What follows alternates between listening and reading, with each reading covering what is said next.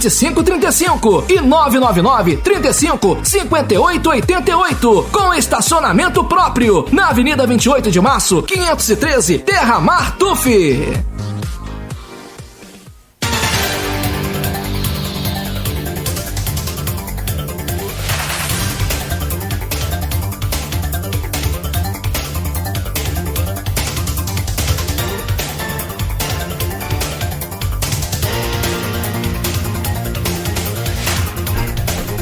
Oito horas 31 minutos. Mais uma vez, bem-vindo a você, acompanhando agora aqui na Folha FM, o Folha no Ar, primeira edição. Nós temos aqui o jornalista Luiz Abreu Barbosa e temos também o José Maria Rangel, pré-candidato a prefeito pelo PT. Vamos voltando, Zé Maria, e uma coisa que eu acho interessante, quando eu falei, a Luísa até perguntou, você assume que é golpe? Eu até acho que houve realmente uma manipulação nos motivos pelos quais o impeachment foi, porque independente ou não, o valor ou não, tem regras para o impeachment. E o do Collor de Mello, em 92, ele fez uma coisa que ele renunciou na véspera. Então não teria por que ter tido a votação. Ele renunciou, então não deveria ter havido a votação. E ele não, teoricamente, oficialmente, ele não tomou impeachment nenhum. Porque se houve a votação 24 horas depois dele ter renunciado, pela Constituição não haveria impeachment. E ele teve 8 anos do seu mandato, de qualquer direito político, que eu acho até que deveria ser eterno. Nos Estados Unidos é eterno. Você pega em qualquer... você perdeu, foi impeachado, como a gente fala, nunca mais você pode ser candidato a coisa nenhuma, nem a síndico de prédio. E no caso da Dilma, deram uma arrumada ali que aliás é uma prova até de que houve realmente má fé na história do golpe, para ela não perder seus direitos políticos. No caso, uma fé oposta, né? Porque foi um arrumadinho, né? Foi Lewandowski com o Renan Calheiros, né? Uhum. E deixaram ela, não tornaram ela inelegível. Vamos discutir se ela... Argumina agora, uma vez sendo culpado, você está inelegível, ponto. Mas, ato contínuo não era isso. Está na Constituição. Está na Constituição. Mas eu queria... essa coisa de golpe... Foi golpe ou não foi? Eu acho que a narrativa está no passado, acho que uma coisa... Hoje é mais para os historiadores do que para os políticos. Né? Mas essa coisa você fala de direita e aí como você identifica a direita? Porque também a maneira como você identifica a esquerda hoje, se eu, por exemplo, sou chamado de comunista pelo bolsonarista, quer dizer, você vê que esse leque é bem amplo, né? Mas vou te dar minha visão pessoal. Claro. Tá? Passaram tanto tempo chamando o PSDB de direita. O PSDB, o nome está dizendo Partido Social Democrata. Hoje, talvez com Dória, não. Hoje, com Dória, ele realmente está migrando para centro-direita. Mas com o Fernando Henrique, né? Serra, você chamar de direita eu acho que, tipo assim, que eu vejo, ficaram tanto tempo falando de direita. Vocês não acabaram criando uma direita de verdade no Brasil com o Bolsonaro? Esse nós contra eles, que o PT inegavelmente apostou, né? Lula, eu acho que a coisa começa a desgrenar, é a opinião pessoal também, aquele discurso da ABI de Lula, onde ele fala do exército de Stedley. Aí complicou. E militantes do PT bateram pessoas na rua, né? Na ABI, Associação Brasileira de Imprensa, para quem não sabe. Aí o Exército, no dia seguinte, solta uma nota. Que Exército Brasil tem é o de Caxias. Ali a coisa, porque é aquela coisa, você vai no botequim. Qualquer um de nós aqui, pode ser Rickson Grace, Mike Tyson, chega no botequim, não tem homem aqui para me enfrentar. Você sai como no botequim? Sai machucado, não sai? Deve sair, né? Direitinho, né? Avariado. Então, se você chama para o confronto, você corre o risco que quem quer bater pode apanhar. Claro. E você não acha que, assim, esse martelar, como o Marco Antônio falou, esse PSDB de Fernando Henrique, de Serra, Gente, na prática, o PSDB, com o Fernando Henrique, foi social-democrata, o PT também. Nunca houve socialismo no Brasil. Talvez com a tentativa de golpe de Prestes no governo Vargas. Estamos falando aí de anos 40, anos 30, né, do século XX. Não acabou se criando uma direita de verdade no Brasil. Essa direita não foi muito cevada por esse nós contra eles do PT. Ela não acabou criando de fato essa direita, que hoje de fato ela existe. Luiz, olha só, esse debate direita-esquerda, a gente fica se perguntando, né? Se eu sou de direita, se eu sou de esquerda, né? Você já foi acusado de ser comunista hoje, né? Não, eu já fui. Eu antes era coxinha, agora sou comunista. Comunista, né?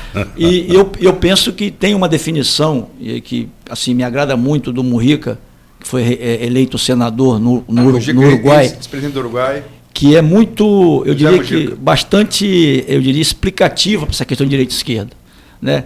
Se você prega solidariedade, você é um cara de esquerda. Se você é egoísta, você é um cara de direita. Então nós não podemos perder de vista que no Brasil, quer dizer, você tem uma camada da sociedade, da população brasileira que sempre foi esquecida nos orçamentos, tanto do governo federal como estadual como municipal. E que a chegada do PT ao governo, eu sempre digo o seguinte, o PT chegou ao governo, nós não chegamos ao poder.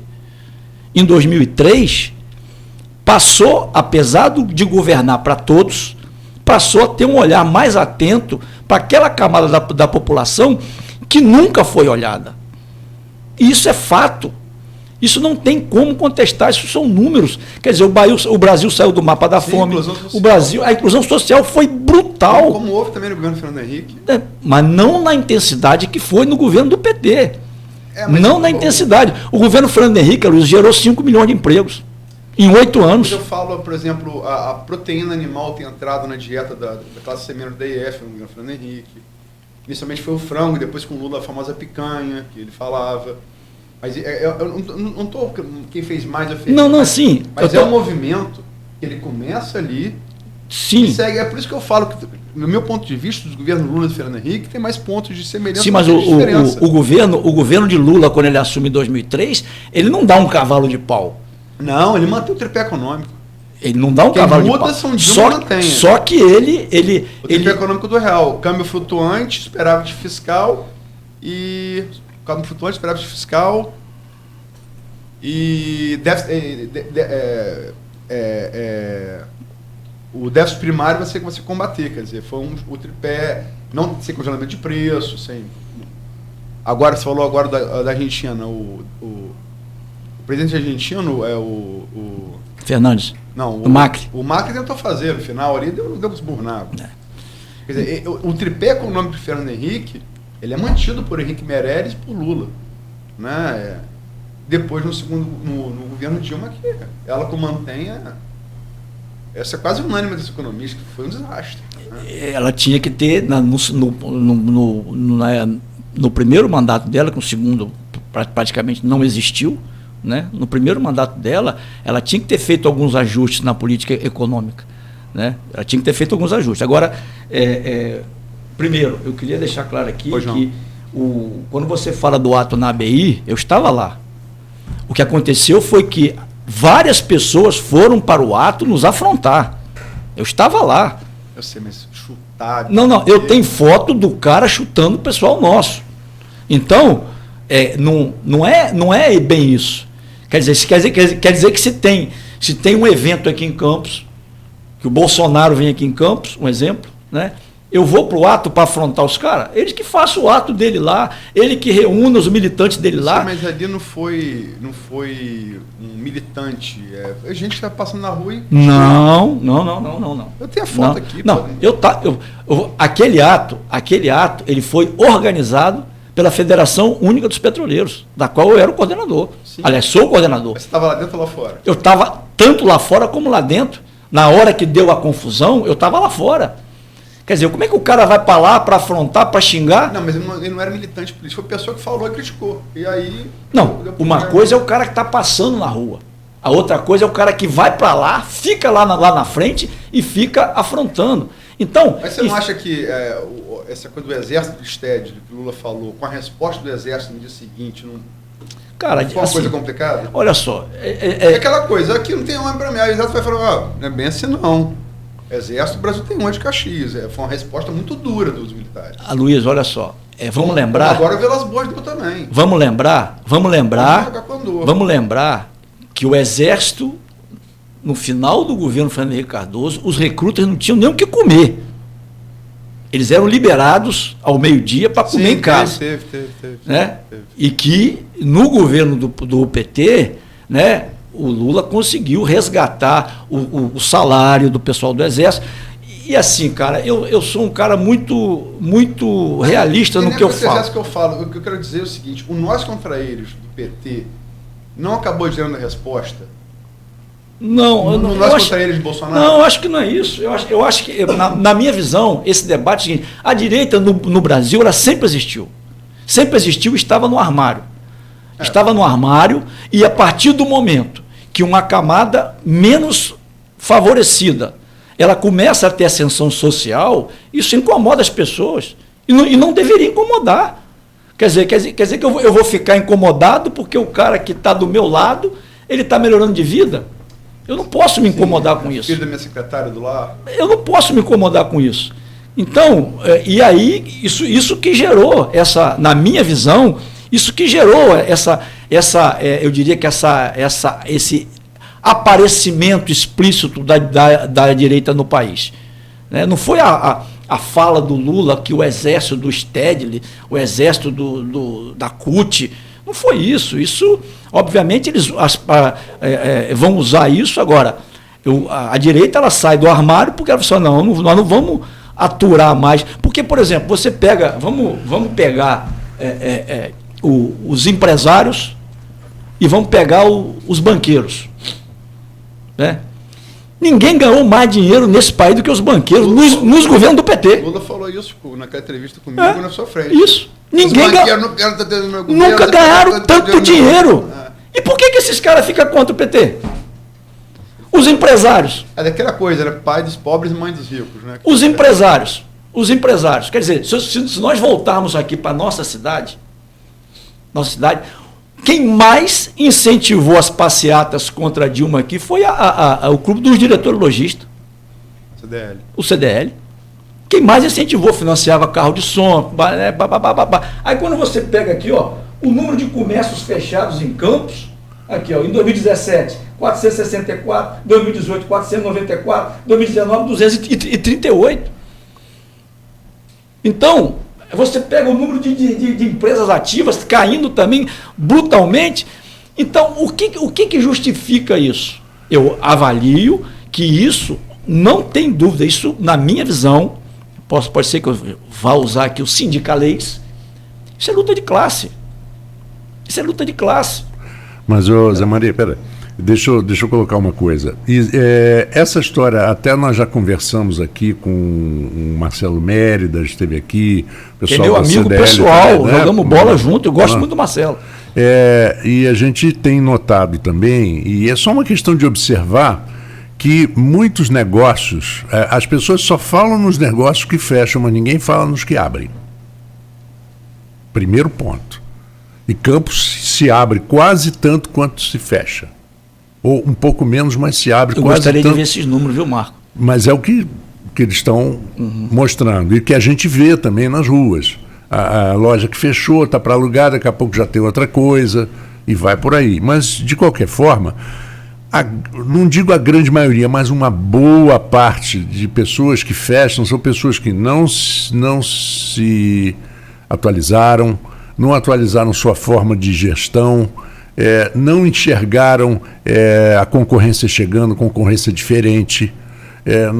A área, por exemplo, de sapatos e tênis, se você não mudar, você vai perder, você vai quebrar em qualquer situação, qualquer governo de direita, de centro, de esquerda, porque o comércio digital e tal, de tênis, essa coisa toda, faz com que a pessoa vá no shopping, prove um tênis, anota o modelo, vai e compra na internet, que é R$70 mais barato. Então, a gente tem que ver isso também. Quer dizer, farmácias fechando, mas outras abrindo. abriu muito mais do que fechou, em termos de farmácia. Você vê que você vai, farmácia tal, ali na rua tal, é mais barata, eu vou comprar lá. Sim, mas você paga R$12 para estacionar o carro, porque não tem vaga. Aí você tem que somar os R$12 ao remédio que você comprou. Pode ser que eu vá fazer aqui um raciocínio muito simplista. Né? Não, eu não estou dizendo que eu sou o dono da verdade, não. Nem eu também tenho pretensão de ser. Minha dúvida. Eu sei. O que movimenta o comércio? Né? É a população, né? Comprando. Sim, né? Claro.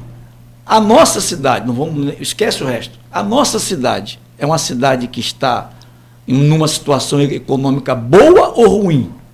Muito ruim. Muito ruim. Então, por analogia, você vai ver o seguinte, o comércio está ruim. O comércio está ruim. Sim, o comércio não está mesmo. Você tem, por exemplo, né, a maior empresa da nossa região hoje é uma empresa que não investe, que é a Petrobras. Ah, tá. É a Petrobras. O Porto do Açu, inclusive, ele foi pensado e construído para atender as plataformas da Bacia de Campos. Então, quando você... O principal era o minério de ferro, né? Tanto que pensou que é uma linha das jazidas de minérios de extração em Minas, uma linha reta pelo Atlântico, né? O complexo logístico de Barra do Furado que foi pensado para atender as bacias. E aí você pega, quando a commodity do Porto do Açu não é petróleo, é minério de ferro. Mas tem as... Eu não sei que tem, mas assim, ela nasceu... É linha reta. Você pega as jazidas de exploração de minério de ferro em Minas, traça uma linha reta no Atlântico, sai no Açu. Depois, logicamente, que o petróleo agrega. Mas o complexo logístico de Barra do Furado que não saiu, seria totalmente voltado para o petróleo. O Porto do Açu é importante, está lá, mas o principal causa de nascer o Porto do Açu foi o minério de ferro. Bom, ok. Mas a atividade petrolífera tinha um peso importante. Quando você pega e vê que a principal empresa da região ela não investe, ela reduz o seu investimento brutalmente na região. Quantas pessoas aqui que trabalhavam em empresas contratadas da Petrobras que estão desempregados? Ah, sim. Mas há quanto tempo? Bom, a queda dava para ver muito bem por causa de um clube que eu ia em Búzios, que ia 90% das pessoas da Petrobras. Muito antes disso, lá para 2011 a coisa já começou a morrer. Até porque muitas vezes... 2012, Macaé já estava... mas muitas vezes, ele não ia mais para Búzios, já queria ir para o Caribe, para outro lugar. Acho que ninguém tem dúvida que a economia do Brasil está muito mal. O negócio é essa coisa, porque aí, de acordo com o interesse político, quando começou, quando piorou, começou com Dilma, claro. A discussão é essa. Que tá todo mundo, eu posso falar, tá todo mundo na M... Ninguém tem dúvida disso. É verdade. A não ser para quem está no setor financeiro, que eu acho que é o único setor no Brasil que ganha algum dinheiro. Qualquer que seja o seu negócio, você sendo patrão ou empregado, está ruim para todo mundo. Eu só queria, em relação à questão do golpe, eu não discuto, não entro em guerra de narrativa, mas eu participei de uma palestra, o jornalista e economista Ricardo Amorim, do Manhattan Connect, com o Marco. O Marco, ele fez lá a apresentação, foi o âncora lá, como é aqui. Muito bem, por sinal, uma função que faz muito bem. Ele mostrou um mapa que me deixou impressionado. Eu faço bem porque eu fico tranquilo das pessoas que participam. Não, você foi bem lá, porque uma coisa é olhar para 2 pessoas aqui, lá você olha para 500 pessoas, né? Então, a gente mesmo que trava. Tem gente que trava. Mas, enfim, eu gosto muito de história. Cheguei a cursar história, mas não concluí, mas leio muito sobre história. Eu acho que a minha área de interesse, que eu mais gosto de ler, de pesquisar sobre história. Ele mostrou um mapa, que eu fiquei assim, é uma coisa inquestionável. Ele mostrou o mapa da evolução do PIB nos últimos 110 anos do Brasil. Vai de 1903 a 2013. Que é justamente o período anterior ao impeachment de Dilma, que você chama de golpe. Eu não vou entrar nessa discussão. Nesses 110 anos da República, da economia da República Brasileira, você teve 4 momentos, 4, de PIBs negativos. 1933, menos 1,4, Revolução de 30. Acaba a República Velha, assume a Revolução de 30, que é o herdeiro do tenentismo, assume Getúlio Vargas. 1943, não chega a ser negativo, mas é um PIB positivo muito baixo. Cai o governo Getúlio Vargas. Então são 5 momentos. 1983, PIB negativo de menos 2,1. Cai a ditadura militar. Perdão, tem outro PIB muito baixo em 1963. Ele é pouco positivo, mas pouco. Golpe militar de 64, no ano seguinte. 1983, negativo de menos 2,1, cai a ditadura militar. 1993, cai o governo Collor. 2013, cai o governo Dilma. É inegável, é só olhar aqui, ó, é só olhar o mapa, que é simples. É a famosa sentença de Jim Carville, This Economist Stupid. É economia estúpido. A economia vai mal, o PIB vai mal, qualquer que seja o regime, ele cai e entra outro. Revolução de 30, queda do Estado Novo com Getúlio, golpe militar de 64, queda do regime militar, da ditadura militar, impeachment de Collor e queda de Dilma. E são sempre mudanças bruscas. Uhum. Se para pensar, mudou. Antes era revolução, você pegava em arma e tal. E com Collor e Dilma já foi uma questão mais institucional, foi o Congresso. Mas é uma coisa assim. Mas é uma ruptura. Eu sei, mas assim, é muito claro que são rupturas provocadas pela economia. Né? É muito claro isso. É uma coisa meio questionável. Quer dizer, esse mapa, é o mapa do PIB. O mapa do PIB é o mesmo mapa das trocas abruptas de poder no Brasil. Você não concorda com isso, não? Olha, Luiz, eu avalio que o Brasil, ele deu uma guinada de 2014 para cá. 2013 o PIB foi de 0,1 para menos 2,2. Menos 0,1 negativo para menos 2,2. E que nós naquele momento, eu acho que já era o momento da economia brasileira que o Brasil ia mal. E que por isso que eu falei que tinha que ter sido feita uma mudança na política econômica, e que, na minha visão, não era o Levi que tinha que fazer isso, essa é uma visão minha, né? E nós tínhamos que pensar algo novo, né? Porque a questão dos incentivos fiscais, elas já tinham se esgotado, então o Brasil tinha que pensar numa política econômica nova, e assim... O Brasil está paralisado economicamente. Na minha visão, está paralisado economicamente. Nós estamos. E você não vê melhoras com a forma de Paulo Guedes? Não vejo. Eu só vejo. Eu só vejo piora, cara. Quer dizer, você pega. Vamos aqui esquecer se é que é fácil esquecer, né? As questões ideológicas. Quer dizer, eles tiraram a Dilma em 2016. Mas praticamente o Brasil está paralisado desde 2015. Certo? Nós já estamos há 4 anos que não tem PT mais no governo. Sim. E o Brasil está nisso que está aí. Quer dizer, eles vendiam vendiam para a sociedade, olha, basta tirar o PT. Ah, sim, isso eu concordo. Basta tirar o PT. Sim. Que tudo vai melhorar, a sua vida vai melhorar. E o que a gente assiste não é isso, cara. Sim, sim. Mas isso é uma forma, esse negócio de basta tirar o PT, isso é uma forma muito simplista de se Não, mas eles vendiam absurda, isso, Marco. Né? Ô, Marco, eles vendiam isso, eu não estou inventando. Não, eu sei. Eu sei que você não está. Sim, eles vendiam isso. Acho que concordamos com isso. Isso aí que eu concordo. Quer dizer, quando o Temer... 300%. Então, quando o Temer apresenta a tal da ponte para o futuro, né? Então, e tudo isso, cara, eu assim, muito francamente, cara, eu não consigo... Agora, posso fazer só um adendo? Claro. Temer botou Henrique Meirelles para liderar a economia. E Lula tentou fazer isso com o Dilma o tempo inteiro, e Dilma não deu o braço a torcer. Temer adotou a solução que Lula queria que Dilma adotasse. E por uma picuinha interna, que parece que brigaram contra ministros, Dilma não queria Henrique Meirelles de maneira nenhuma. Ela é presidente, ela era presidenta, né? Então, Mas você tem uma relação boa com o Lula, você sabe que ele tentou botar Henrique Meirelles no governo Dilma o tempo inteiro, né? Você sabe disso, né? o Lula tem uma maneira de pensar, né, diferente, né? Até porque eu avalio que ele é um caso, você teve a oportunidade de entrevistá-lo, ele é um caso a ser estudado. Não, né? Lula e Brizola... E eu avalio que gostando ou não, o grande diferencial dele é que ele foi um cara que teve uma história de vida muito difícil.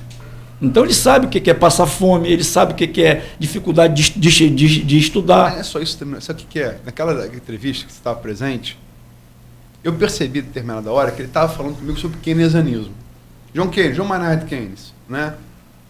Outro estado como indutor, vou citar o New Deal, que resgatou os Estados Unidos da Depressão, todo baseado em Keynes. Eu percebi, rapaz, esse camarada está falando comigo de Keynes, mas eu falei, se eu levar para essa discussão teórica, ele não vai. Ele é um camarada que tem uma capacidade de apreensão de um assunto complexo e simplifica, aquilo é impressionante. Realmente é. Ele falou comigo sobre Keynes, eu pensei em levar a discussão para a parte, mas falei, não vou levar porque às não vezes vai rolar. Então. Mas ele estava falando comigo sobre conceitos keynesianos. Aquela parte de economia, ele usa aquela metáfora da fábrica da Coca-Cola. Senão você vai vender para quem? Você não chama lá o crédito, lembra? Ele estava discutindo comigo keynesianismo. Talvez ele nunca tenha lido Keynes. Mas ele apreende o conceito de uma maneira assim... Mas essa é uma capacidade dos gênios, né? E o Lula, ninguém pode negar que ele é um gênio. Mas ele, assim, ele é um gênio. Ele, como eu, assim, obviamente, não quero que me compare ao Lula, pelo amor de Deus. Eu acredito, um país como o nosso, ele não pode abrir mão do Estado como indutor da economia. Sim, e o que os caras querem fazer agora é tirar o Estado. Quer dizer, se a gente voltar no tempo e pegar... Que é o conceito keynesiano. Isso. Se a gente voltar no tempo e pegar a crise de 2008, onde ninguém no mundo tinha dinheiro para não sei o quê, quem que financiou o Brasil?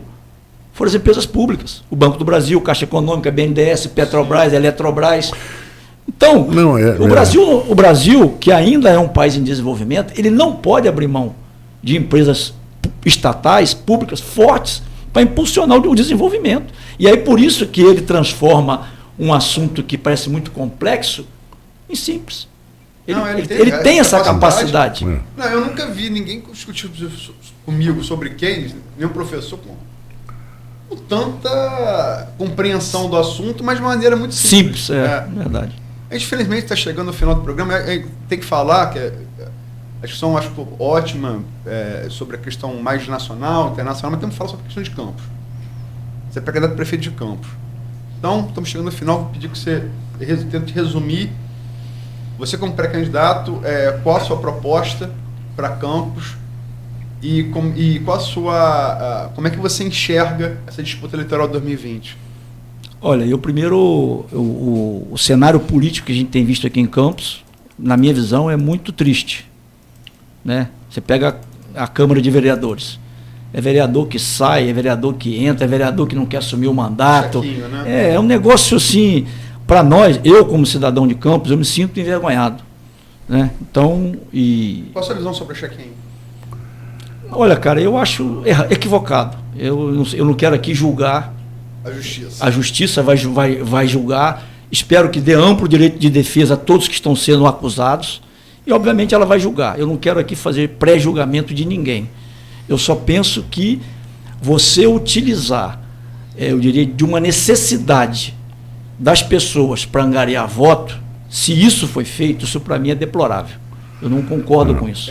Só para destacar, essa denúncia não foi feita nem pelo MP, nem por nenhum partido de oposição, ela foi feita pelas assistentes sociais que faziam o cadastro. Isso. Você sabe disso, né? Isso. E eu conversava aqui... Muitas delas, inclusive, formadas na UF. Isso. Eu conversava aqui com o Marco antes de começar o programa, né, sobre essa questão da política, né, a desilusão com a política, mas a gente só consegue transformar a sociedade através da política, que ela pode te levar tanto para o abismo como para o paraíso. Mas 2020 Campos. 2020 Campos. Nós vamos trabalhar para evitar essa polarização. Rafael Vladimir? Rafael Vladimir. Nós vamos trabalhar, vamos apresentar propostas. Você fala em Caio como terceira via, né? Se fala também, mas nós vamos trabalhar no sentido de apresentar uma Para proposta. vocês serem essa terceira via? Para nós sermos a via. A via. Para o PT ser a via. Né? O que eu falo é para fugir da polarização. Para fugir da polarização, o PT vai se colocar. E para isso, Aloysio, Marco e Beto, é fundamental a gente discutir com a sociedade, dialogar. Eu não vejo, por exemplo, volto a essa questão principal dos royalties, que tem sido travada há muito tempo aqui. Quer dizer, eu acho que esse adiamento da votação no STF, ele pode trazer uma oportunidade para a gente discutir a utilização dos royalties, no que esse dinheiro foi gasto, qual a prioridade de gastar esse dinheiro. Porque né? a gente fala aqui, eu e o Marco falamos sempre aqui, batemos assunto, me desculpe, mas obras estruturantes feitas no período dos royalties, tem duas só. Duplicação do Berto Lamego e Arthur Bernardes. O resto então o quê? Reforma de valão, um CEPOP elefante branco a 100 milhões de reais, que deve custar sei lá quanto para manutenção daquilo, com luz, com... A pracinha lá... No período dos royalties, a gente tem só duas obras estruturantes em Campos. Duas. Duplicação do Berto Lamego, governo Arnaldo, e Arthur Bernardes, governo Maccabi. Não tem mais nada. E aí... E são obras importantes, mas só essa. Só essa. E aí você pega para uma cidade que recebeu 24 bilhões de reais e que... Eu vejo aqui os políticos reclamar do orçamento. Campos tem um orçamento igual a de Vitória, orçamento igual a de Florianópolis, orçamento igual de Blumenau, orçamento igual de Natal. Então, ficar chorando as pitangas, porque não tem dinheiro. Camarada, discute com a sociedade. Quer dizer, existem experiências de orçamento participativo. Vamos discutir com a sociedade qual é a prioridade do investimento. Campos, na minha visão, eu tenho passado a maior parte do tempo no Rio de Janeiro, mas eu amo a minha cidade, né? Por conta de eu ser coordenador da federação, a sede é no Rio de Janeiro. Mas eu amo a minha cidade, cara. Eu vejo aqui, volto a dizer, vejo as notícias que saem na Folha da Manhã, me entristece. Me entristece saber que uma cidade que recebeu tantos recursos, quer dizer, quando você coloca, Luiz, eu não tinha esse dado, que só tem 2 obras estruturantes aqui na cidade, com os dinheiros dos royalties nesse período, cara, muita coisa está errado. Reforma da Praça do Salvador, que era uma praça arborizada, transformaram numa pista gigante de skate. E que no verão brabo mesmo, ninguém... Desfile na Imperatriz Leopoldinense. Muita coisa está errada, quer dizer, e talvez, quer dizer... Cidade da Criança, é um negócio ridícula, feia. A gente esteja perdendo o bonde da história. E perdendo o bonde da história. Porque o dinheiro dos royalties vai acabar. Está acabando. Não. A bacia de Campos... É Campos Maduros. É Campos Maduros. Está acabando. Não tem projeto de investimento da Petrobras. Você falou, só para citar um dado que a Folha apurou, falando só de PE, que é o trimestral maior, né? A média de Rosinha, estou falando sem correção, sem IPCA, valor nominal. Nos 8 anos do governo Rosinha foram 120 milhões média, sem correção pela inflação. Rafael são 40, foi 40, em 2 anos e meio. A última deu 17. 1/3. E essa aí é 1/5. Você foi de 120 média para 40 de média, com a última de 17, quer dizer. A última deu 15%. Como é que você faz? Mas só que ele quer dizer que ele vai ficar falando da herança maldita e não vai, quer dizer, a gente quando se coloca como candidato, como pré-candidato, a gente tem que saber o que a gente vai encontrar, pô.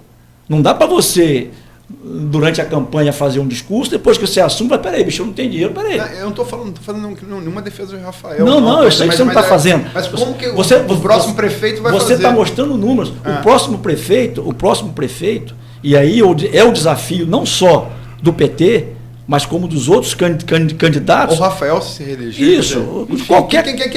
Quem quer que seja, né? E a campanha ela é importante para isso, mostrar que nós temos que ter alternativas que não sejam os royalties.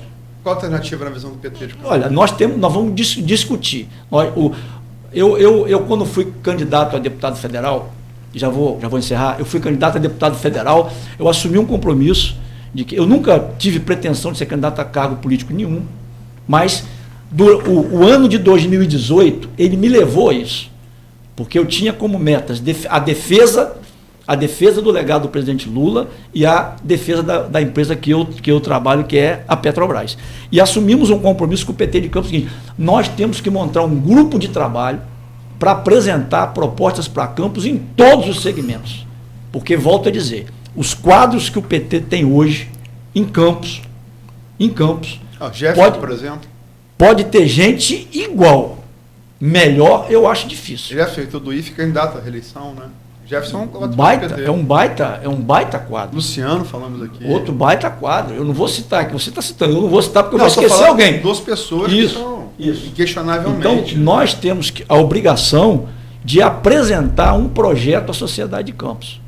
Que não seja, eu diria que esse projeto que está aí, como eu já te falei, os números de Campos na saúde, na educação, na segurança pública, eles são lastimáveis.